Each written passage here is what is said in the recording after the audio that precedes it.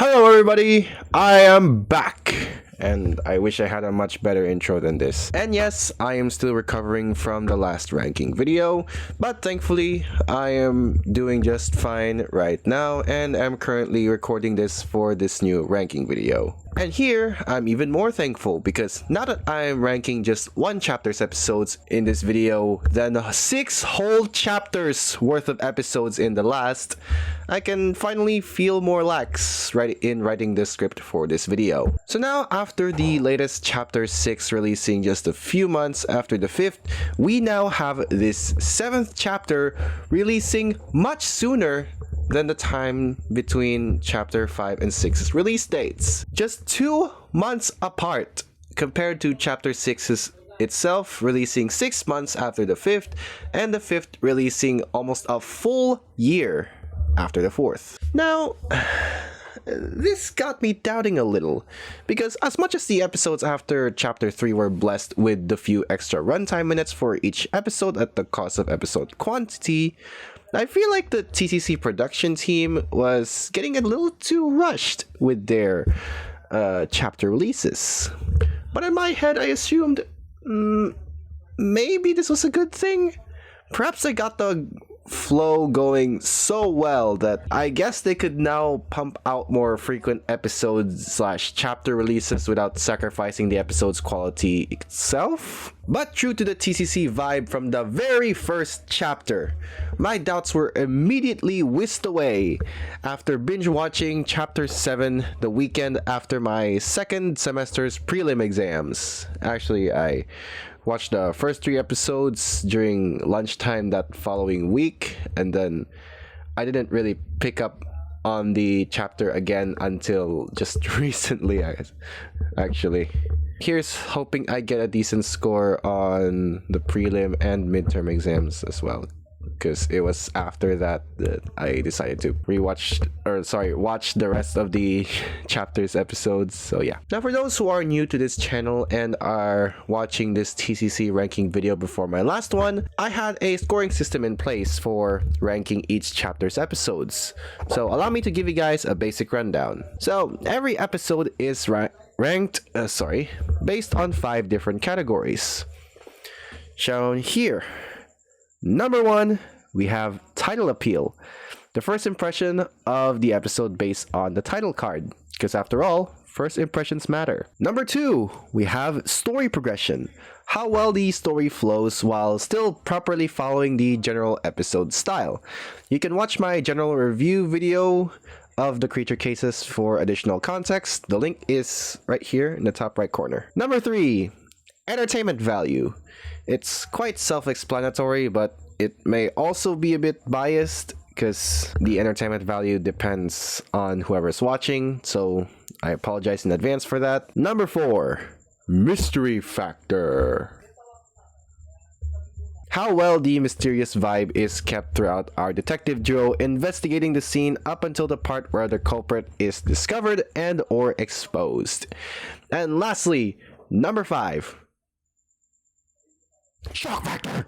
Yeah, equally self-explanatory, but also equally biased, so apologies for that as well. So all 5 categories will have a maximum score of 10, which will then be added up for a total score of 50. So whichever episode in chapter 7 has the highest total score, they will be crowned the winning episode for this chapter. However, if any one of these surpasses the overall winning episode from last video, which was chapter 4 episode 3, rocking a massive 45 out of 50 total score, then that new winning episode will take away that title and bestow it upon itself, awaiting a possible 8th chapter to try and contest its standing. And with the shorter intervals between chapter releases lately, I reckon that the future 8th chapter will be just around the corner. Alright, that's enough yapping for one video. Let's get started with Chapter 7, Episode 1, The Case of the Lost Condors. Now, I'll be frank, the episode started out pretty dry, but at least it got a little better in the end. And speaking of ending, that part was just pure wholesome in my opinion.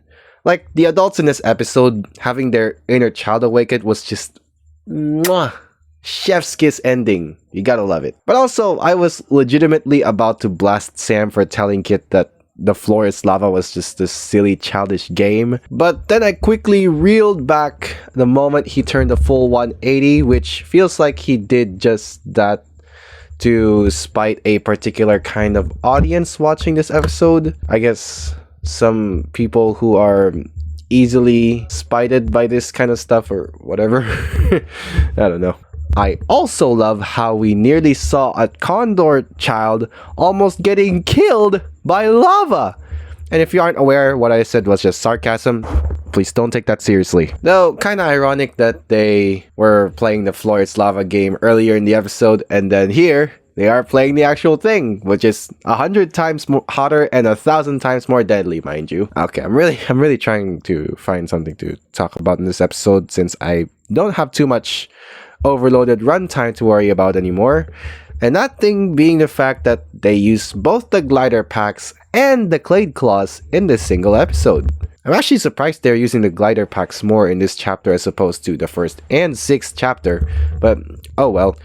I guess somebody in the production team thought, you know what? I think we should make the two protags use this gadget more. It's pretty underrated. And I don't know if someone from there actually had that thought, but for one, I do agree that it is pretty underrated. And back in the chapter 1 times, I kind of wish they would use it again in future chapters.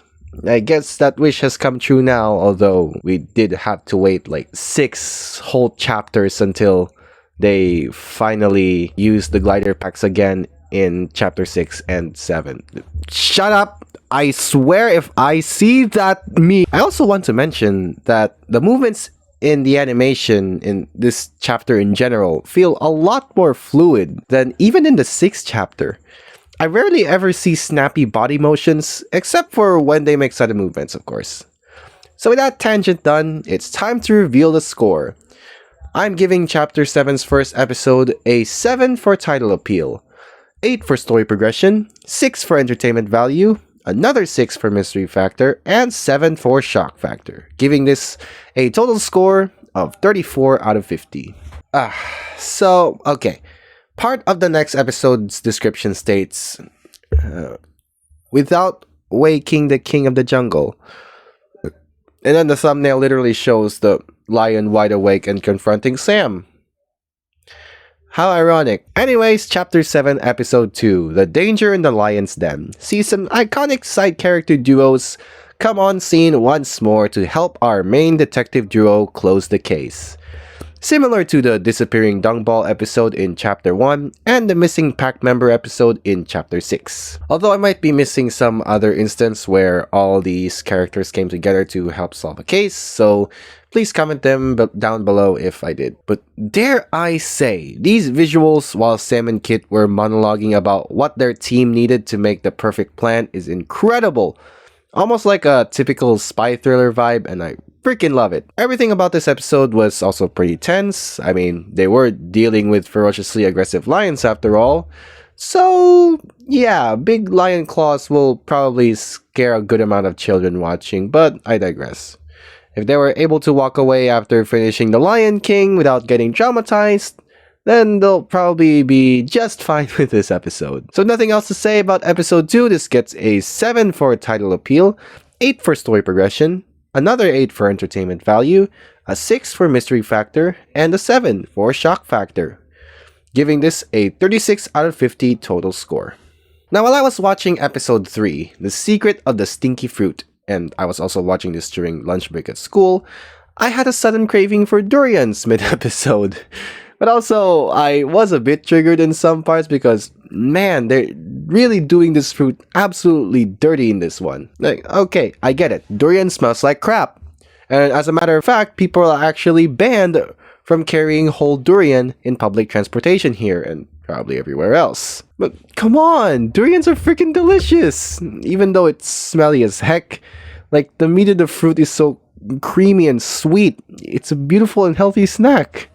And for anyone about to blast me, I am not hating on anyone who doesn't like durian, maybe either because of the smell or the taste or the texture. I'm perfectly fine if you guys don't like the taste of durian, just don't shame other people for liking it, okay? Are we clear? And the funniest part was that after class was over at the end of that Thursday, I immediately walked to the nearest fruit stand and got myself a container full of durian meat. Like, yes, the craving was too much to ignore, alright? Alright. And yes, now I feel like geeking about durians here as much as I geek about aviation whenever someone mentions any sort of aircraft. Sue me! Alright, this episode was okay at first, but then it got pretty tense with the spider character in that scene. She gave, like, a lot of menacing vibes, even though she only eats bugs. And, this almost reminded me of Chapter 4, Episode 10 again! Gosh damn it, man. I don't want to go back to that. Like, I don't want to rant all over again about that slimy bastard! Anyway, the durians in this episode look pretty weird in my honest opinion. They're usually a lot more spiky than this. And I mean way more spiky. And like, these things are also dense. Even the smallest durians with a decent amount of meat in them can be like a whole kilogram, as I've seen during my durian shopping that Thursday. And they can also hurt really badly if they fall on your head. Worst case scenario, they can be straight up deadly. So, yeah, in this one funny scene, Sam falls down the tree and then gets hit in the head by a falling durian. Now, if this was a realistic scenario, then Clade would have had a report filed after this case about Sam Snow that states, "Death by falling durian." I really wish I could sugarcoat that at all. But also, they're eating the durians with the husk! More specifically, Mr. Bumbling Bastard Wally Bungler is eating the whole durian with the husk. And the whole giant seed in the center of the meat pods as well. And yes, I like to call them meat pods. I thought only elephants and rhinoceroses could eat durian whole, but I guess Wally proved us wrong here. Maybe? And speaking of the bumbling bastard, yes, he's here for the first time in Chapter 7 after 2 episodes. He shows up in this third one. I also love how the duo was just straight up looking frustrated when they realized Wally had a picture of the flying fox Jerry the whole time, like the one they were looking for in this episode. The way Kit was talking to him in that scene almost made me lose it while watching at school. Wally, you've had a photo of Jerry this whole time. Oh yeah. What do you know?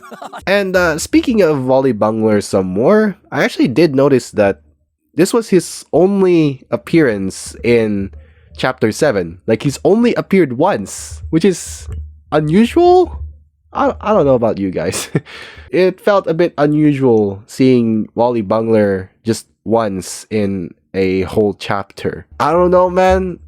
He can get on my nerves sometimes, but like sometimes he is an okay character as well. So there you go. And going back to that scene with that spider, the way Sam and Kit were hesitant about trying durian for the first time kind of reminds me so much of my sister, but I'll have to admit, at least they had the guts to at least give it a shot. Please don't blast me, sis. I love you so much. But with that yap session done, I'm giving this a 6 for title appeal, 8 for story progression, 7 for entertainment value, another 8 for mystery factor, and a third 8 for shock factor, giving this a 37 out of 50 total score. Now on to Chapter 7, Episode 4, The Puzzle of the Panicking Penguins. And right off the bat, I immediately noticed that the supposed lead penguin of the colony sounds a lot like Director Scratch, with the most obvious reason being the penguin's voice actress being the same as Peggy's. Heck, she even has the exact same accent as her, and that kind of leads me to believe that Peggy is a New Zealander, but I might be wrong. Now, I don't know about you guys, but this feels a bit interesting to me. Mostly because I've never noticed any secondary characters in any episode sound like another secondary, either from Clade or otherwise, in previous episodes. But maybe that's just because I didn't catch it properly. But yeah, my point still stands. Yeah, but considering I've already noticed this from the moment the penguin spoke her first line is kind of surreal to me. But speaking of Director Scratch, before the actual briefing scene, but after our favorite duo was dropped down into the office, we come across Peggy herself doing some late-night stretching exercises with the snake from Chapter 6, Episode 8. Wait, what's her name again? Oh, it's Agent Slithers. Okay, I kind of like her as a character now, to be honest. But also, I've never seen Peggy this ecstatic in ever. Usually when the detective duo catches Peggy doing something else when dropping down to the office or getting a call from her, she quickly goes from silly to serious as fast as flicking a light switch. Talk about subtle character development. And speaking of secondary characters, we also have Uncle Tony the Tuatara from Chapter 4, Episode 5. He makes his cameo appearance roughly a whole chapter after his first official appearance. And yet another mention, sorry if I keep doing this, I really am. I just keep noticing details that I just want to talk about. The cranky-ass lizard that Uncle Tony mentioned looks a lot like that lizard from the Pink Kangaroo episode in Chapter 5. But that's weird. That episode took place in Africa, and we're in New Zealand this one. I won't say the animators got lazy on this one since this chapter literally released mere months after the previous 6th chapter, but I also want to assume they kind of made all the episodes of the last 3 chapters in bulk, then just premiered them at their consecutive dates. Maybe going too deep into this one, so I'll leave it at that. As for the fact file segment, I initially thought we'd get to know about the snake eel more, but tiny adorable blue penguins will suffice. Actually, it will do more than just suffice. They're actually pretty darn cute. And with that, this episode gets a 6 for title appeal, 8 for story progression, 8 for entertainment value, a 9 for mystery factor, and a 7 for shock factor, with a 38 out of 50 total score. We're back in the Asian Winter Wonderlands here in Chapter 7, Episode 5, The Hunt for the Hot Spring. And right as the first scene of the episode starts, we're already shown a conflict that seemed to kind of resolve immediately. I mean, right after the argument about which of them the hot spring belonged to, and them getting in and out of the cold hot spring, or cold spring I guess, the other macaque said, "Our hot spring is cold," which leads me to believe they agreed to share with the other group despite the grievances. But I was quickly proven wrong as soon as the other conflict started right when the agents showed up to the scene. At least they're still agreeing that they're sharing the cold spring as they're still using the "our" as a pronoun. I mean, Kit did mention macaques don't like sharing with other troops that much, but strangely enough, that bit also wasn't mentioned in the fact file scene at the end of the episode. I mean, you can't really cram all relevant facts into like that short of a segment, but oh well. This is also the first time we see Peggy acting anything but serious as she's about to brief the case to the detective duo. She's legitimately smiling as she's pressing the button. I don't think that's ever happened before. Like, the silly to serious switch happens before she presses the button to start the mission briefing, not while she's pressing it. Sorry about that. As for the episode itself, this goes in the same category of episodes where Sam and Kip go from one location to the next in search of a suitable location for the animals to stay at. In this case, the macaques in this episode, after pitting the blame on the agents for something that they themselves caused, mind you, agreed to Sam and Kip looking for a new hot spring for them to use after the macaques yelling caused an avalanche that buried their old one. And I'll reiterate, they pinned the freaking blame on the detective duo for something that their loud bickering caused. And I was just about to mention the other hot spring that duo unblocked earlier, but that was almost immediately forgotten after the avalanche, so let's just assume it was also buried under that snow. Also, plot convenience is gonna plot convenience here, folks. The rope's too short and the cold seemingly froze up the internals of their clay claws. Gosh, I love plot convenience! But what I also like is the reference to the actual monkey chain toys from way back when. Kinda reminds me of Toy Story, if you will. And what's even crazier is the twist right after that, where they just so happened to stumble upon the hot spring they were looking for earlier after some more loud yelling, although the positive kind of yelling this time, caused some more stuff to happen in the cave, which in turn caused them to fall down a slope and slide into said hot spring. Can't get any better than that. So with that, episode 5 gets a 7 for title appeal, a 6 for story progression, 9 for entertainment value, a 5 for mystery factor, and an 8 for shock factor, with a 35 out of 50 total score. Let's move on to Chapter 7, Episode 6, The Creature in the... Wait, hold on. Wait, the My Squad is the main focus characters in this episode? Sign me up! Okay. Chapter 7, Episode 6, The Creature in the Cave. We've seen our favorite detective duo get pushed out of the spotlight in place of a secondary character before.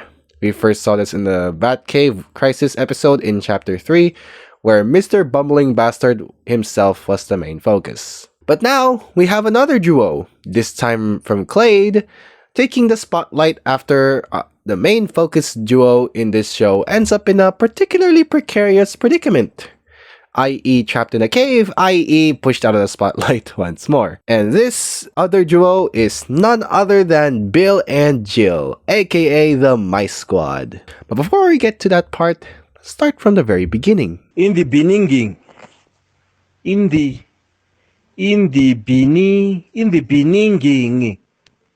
Yeah. Okay. First of all, I absolutely love this title card. Simple, yet so damn intimidating. But I've also noticed that they've been getting more cases in the Oceanic area this chapter. I guess the peeps at the production team heeded my advice from last video? Who knows? But thanks anyway, I guess. And while I do find it interesting that our usual main pro tags were conveniently placed in a situation where they can't actively help out with the case in person, I just personally didn't really like how they did that in the first place. Like, the way it happened felt so abrupt that I feel like the writers had to make this particular scene as short as possible in order for everything else to be properly fleshed out. But another detail that I liked is the fact that Bill and Jill never had any actual detective work up until this point.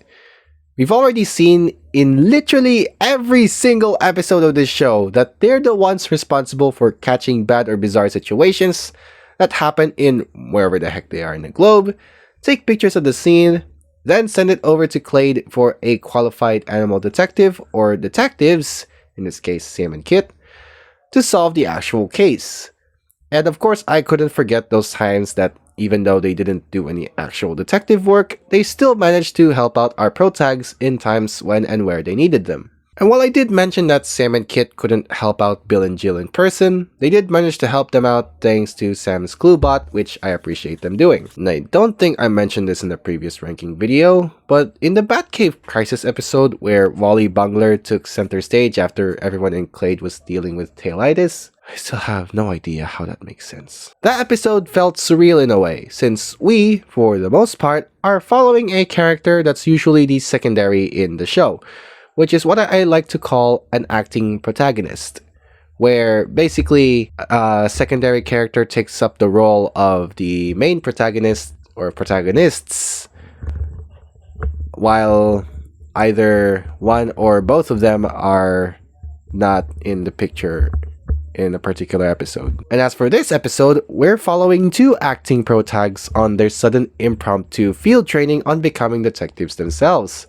And to be honest, I'd rather have this than the bumbling bastard, thank you very much. And in this episode, I also learned that there is such a thing as a New Guinea singing dog, aka the New Guinea Highland dog, and according to my Google search, it's also related to the Australian dingo. You learn something new every day, don't you? And to be very honest with something else, this episode really helped me appreciate the Mice Squad even more than just being mere secondary characters, so massive respect to them, the TCC production team for this episode, and just a special mention to Barkley the singing dog too. And with that out of the way, I'm giving episode 6 a 9 for title appeal, 7 for story progression, 8 for entertainment value, another 8 for mystery factor, and 7 for shock factor, with a 39 out of 50 total score.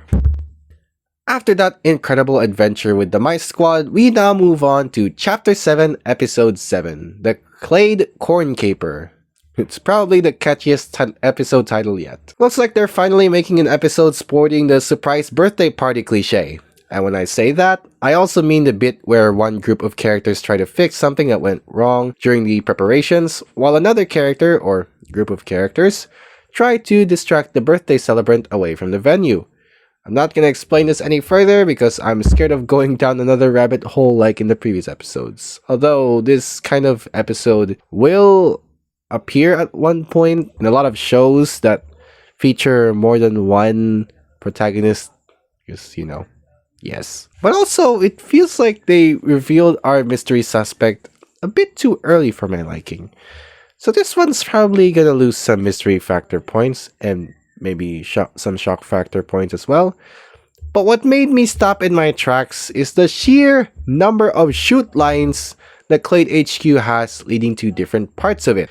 Like, I generally thought that every shoot Sam and Kit would jump into, and by extension probably all the other agents that jump into the same shoot entrances, would all lead to Director Scratch's office. Guess I was proven wrong. But also, I feel like there's way too many shoots going to very specific and, dare I say, plot convenient places around HQ.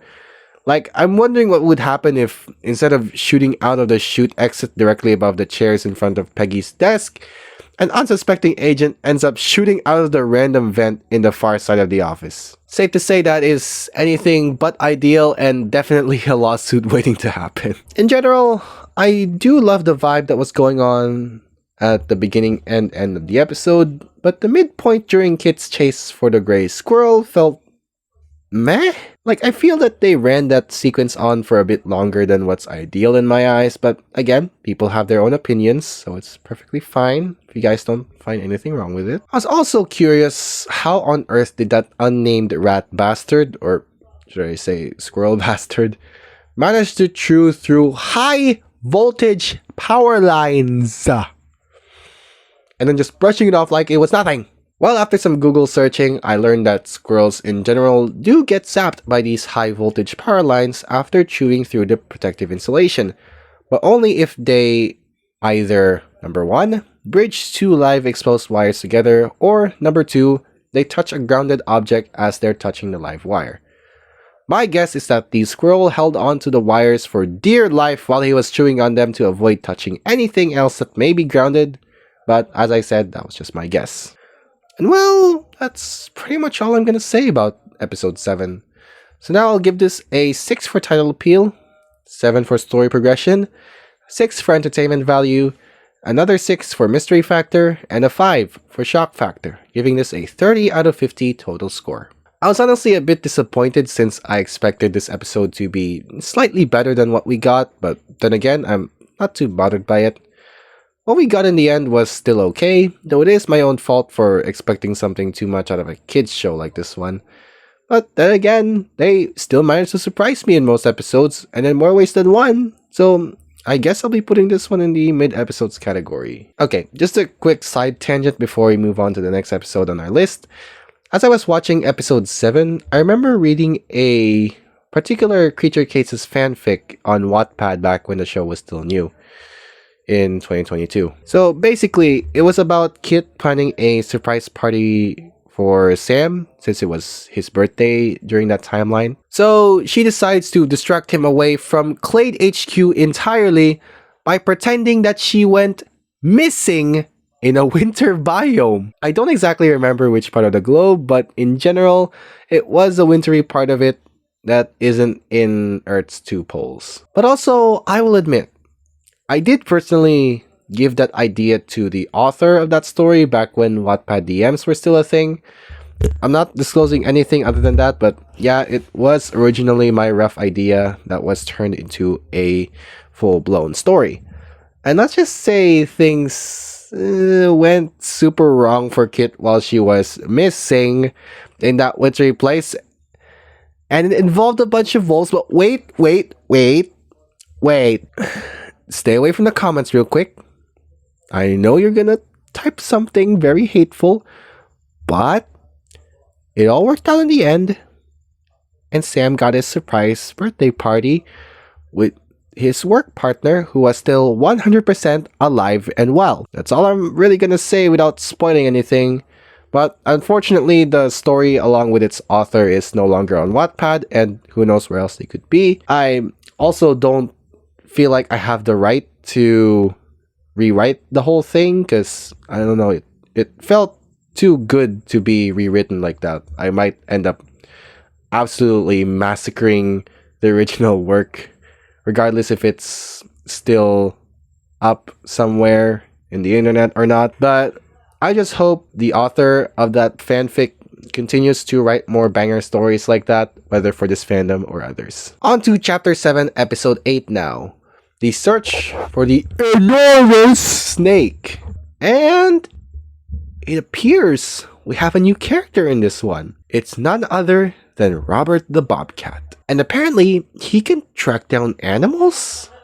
Also, I first assumed he was Aussie, but now I want to apologize to everyone in this in the land down under for that stereotyping in my head. He's actually Floridian, so yeah. Although, after seeing that cryptic question in this episode's description, I have my doubts about this character right off the bat, which, to be honest, made me even more excited to finally get to this episode. Why are they still playing black and white movies while everywhere else in that world has the most high-tech stuff I've ever seen? Probably an old-timey movie. I won't judge though. I liked some old-timey movies. But also, they brought this scene back from between them dropping down from Peggy's office and them launching out of HQ. I don't know if that can be counted as a suiting up kind of scene since they're just showing off their main gadgets, but oh well. Just glad to see this part again after many episodes of not seeing this, even though what followed wasn't the full run launch sequence. That was shown a few times in chapter 1, and then in the future chapters it was just heavily spliced, and then as of this point now they're just showing the seatbelt buckling and then them launching out of HQ with inside Ron. And yet again, the mystery animal was revealed early on in the episode. Although, Kit was right about something else. Burmese pythons are native to Southeast Asia, so what on earth is it doing here in the Floridian part of North America? Well, according to Real Life History, aka more Googling, Burmese pythons were introduced in Florida during the late 1970s via exotic pet trades. Gosh damn it. And according to Wikipedia, the earliest sightings of these pythons date back to the 1930s. Then in 1992, Hurricane Andrew downed a python breeding center which freed even more of these snakes in the Floridian wild.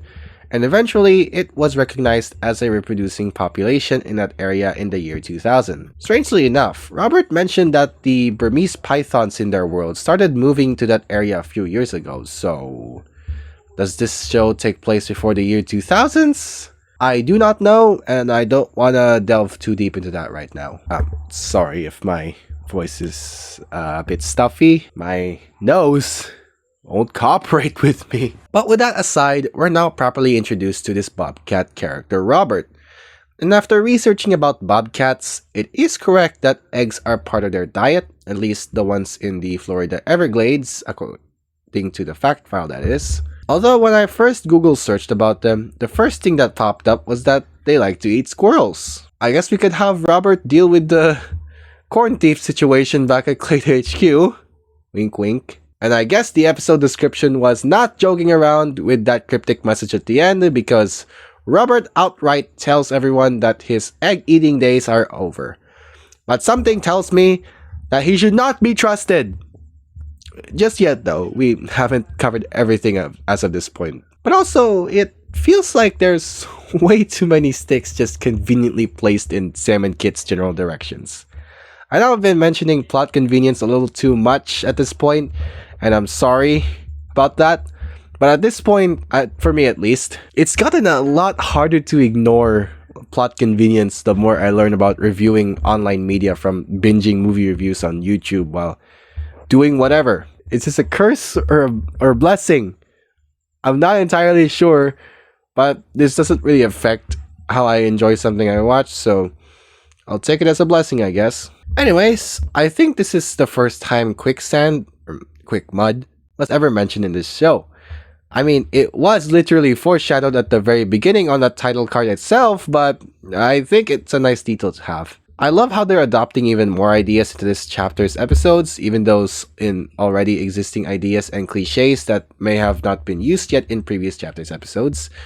But I could be wrong, and I might have completely forgotten about Sam and Kit pulling anyone away from quicksand in a previous chapter, so please feel free to correct me in the comments. And why on earth are their clay claws almost always conveniently rendered useless in this chapter? Did the writers think that this tool was a bit too OP at some point? Maybe, but I guess that gave way for even more plot convenience. After they found out that the vine they used to pull Kit out of the quick mud was actually snakeskin, and dare I say, pretty durable one too. Realistically though, even though raw Burmese python skin can carry up to 90 kilos, it would have definitely taken a lot more force than that to successfully get Kit out of the quick mud. Alright. That scene, right after this, I was absolutely right about not trusting this Robert fellow. Just this one bit alone was enough for me to say, yep, I freaking knew it! He shouldn't be trusted! But then, right when they were confronted by the python, oh my gosh, he actually stole an egg!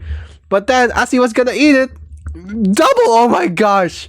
He's actually sticking to his word! I'm so sorry for ever doubting you, mate! Though, while I feel like that part was a little too short for my own liking, it still did manage to surprise me nonetheless. Well, that episode ended on a pretty high note. Probably one that would shatter every window in an 8.05 kilometer radius. I am pleasantly surprised with that, to be honest. I guess we could expect our favorite duo to come across Robert again in future chapters. Who knows? But anyway, this episode now gets an 8 for title appeal, an 8 for story progression, a 9 for entertainment value, 7 for mystery factor, and, surprisingly, a perfect 10 for shock factor, for that insane double plot twist, with a 42 out of 50 total score. So far the highest ranking episode of Chapter 7, but still a little ways off from beating Chapter 4 Episode 3's total score of 45. The second to the last episode of Chapter 7 is Episode 9, The Slimy Swamp Monster. Right off the bat, we see a lot of side characters that previously made their appearances in Chapters 1 and 3. The monkey in the Crying Monkey episode in Chapter 1, and some of the Capybara family members from Chapter 3. Although, this jungle looks familiar in a different way.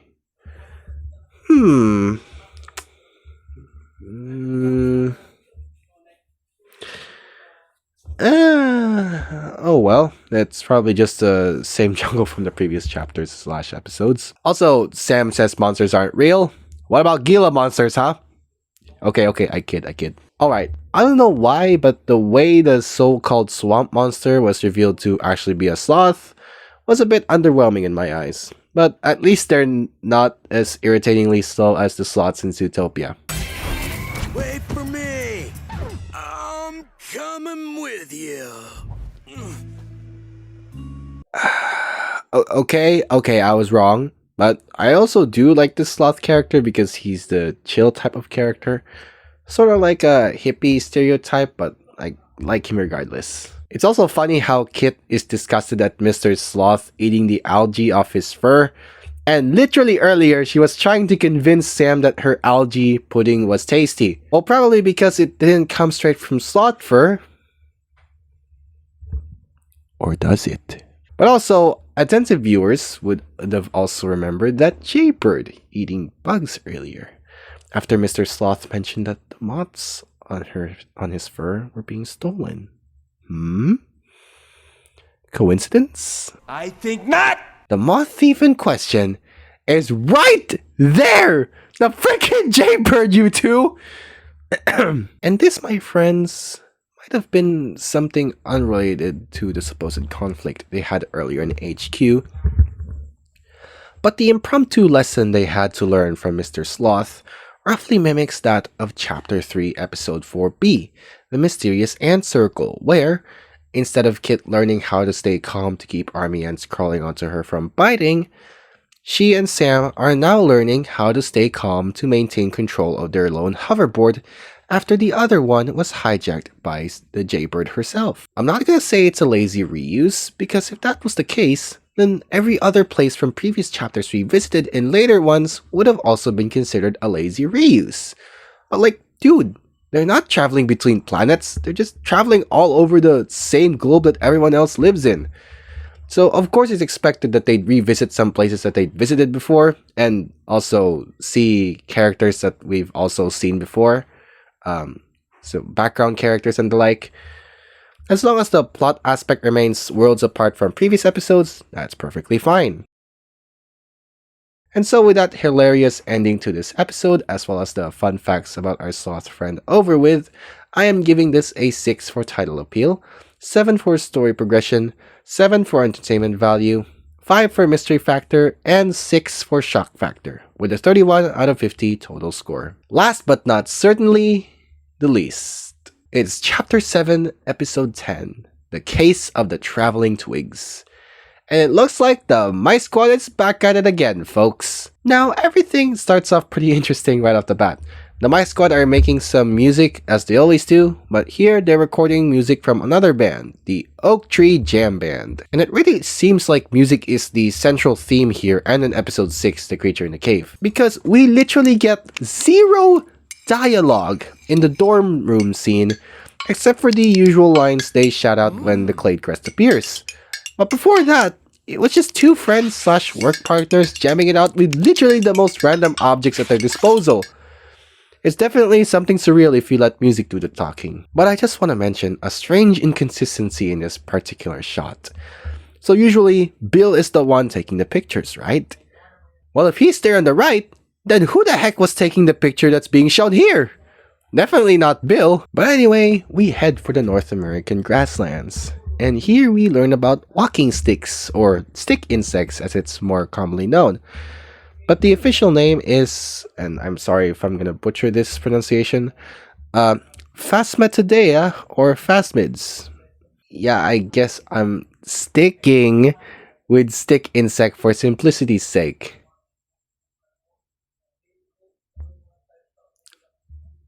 Sorry. Alright, there isn't really much to say here, although I feel like the episode description was a bit misleading here.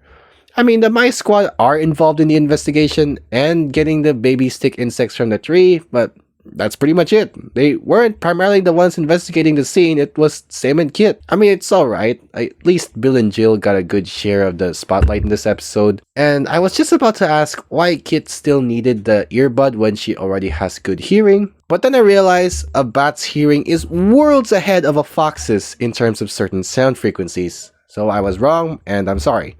I mean, I've already made it clear that this is not my expertise, nor is reviewing movies or shows or whatever the heck. I'm just doing my best, y'all. I'm sorry. But other than that, it's always so damn adorable seeing baby animals hatch out of eggs in this show. They really emphasize how cute these baby characters are, and I love it. And so while this last episode of Chapter 7 was rather mid, I still decently enjoy it. So I give the a 7 for title appeal, 7 for story progression, another 7 for entertainment value, 6 for mystery factor, and 8 for shock factor, giving this final Chapter 7 episode a 35 out of 50 total score. And so that concludes our Chapter 7 episode rankings. And I do apologize if I didn't mention the winning episodes of each chapter in the previous video, so I'm doing that here. So, the winning episode of Chapter 1 is the first episode itself, with a total score of 40. The second placers are a 4-way tie between episodes 2A, 2B, 3B, and 5A, all scoring a total of 38. And the third placers are a 3-way tie between episodes 10A, 10B, and 11A, all three scoring a total of 36. Chapter 2 is literally just one episode, but that lone episode scores a total of 37.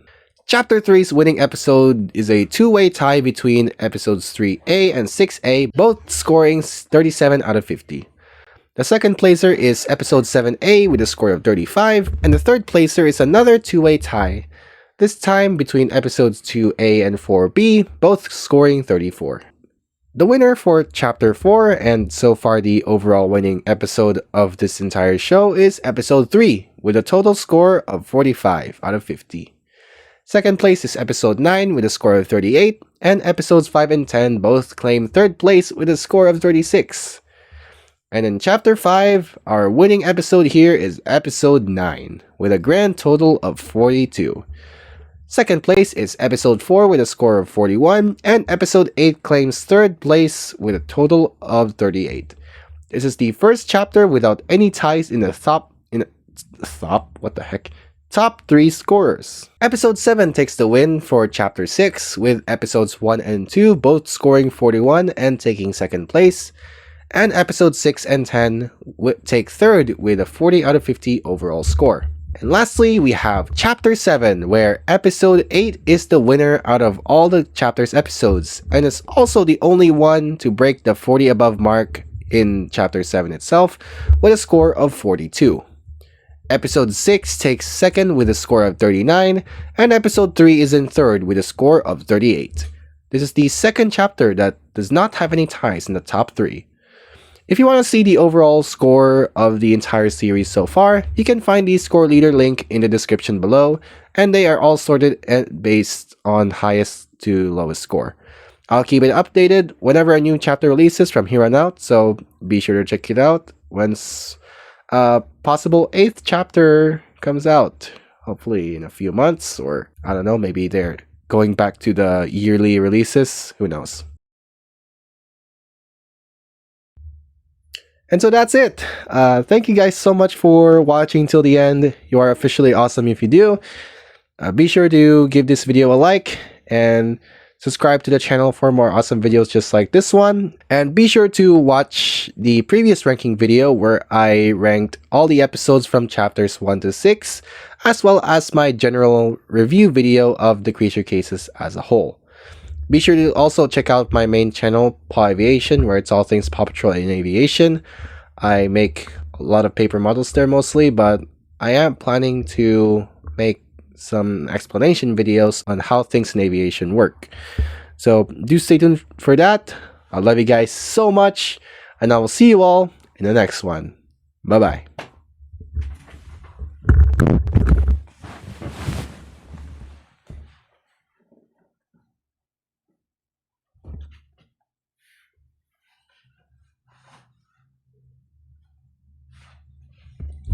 I should not have done that. I'm so sorry.